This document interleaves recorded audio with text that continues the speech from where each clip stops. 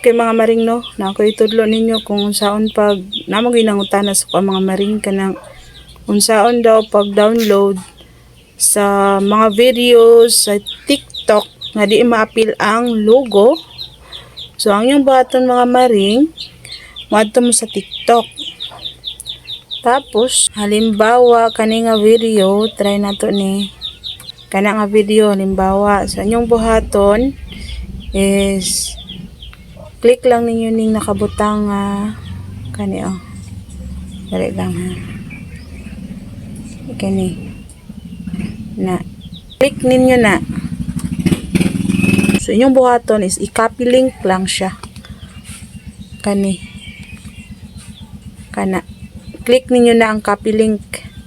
Pag na-copy link na ninyo, madto din mo sa Google. Na tapos i-search lang ninyo ang type lang ninyo ni TikTok downloader. Tapos ganing nasa permero mo na inyong i-click kana i-tap ninyo na.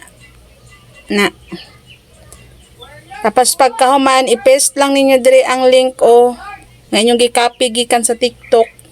Kung naay mga ingon ani mo gawas ang buhaton ninyo, na refresh lang ninyo ara na dayon ibalik na.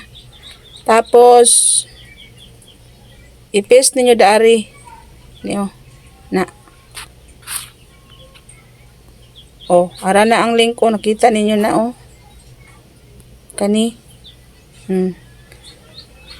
mahuman ana click nyo ning download na.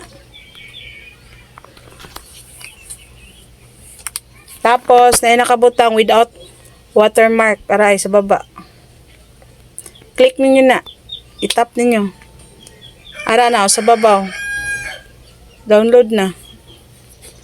Tapos i-click lang nyo ning open na. Tapos aray na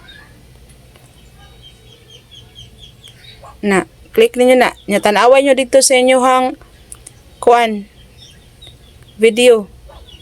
O diba walay logo nga naka-attach dire sa gilid, walay TikTok nga logo.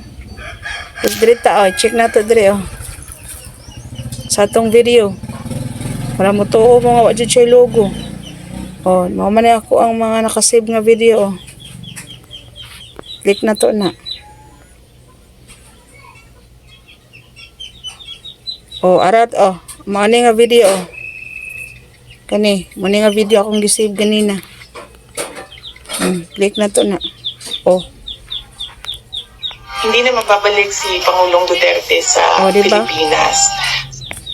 Walay logo niya. Nakita mo logo diha. Country is move on from. Diba? Walay logo. So ano lang siya kadali mga maring. So maara to. Bye.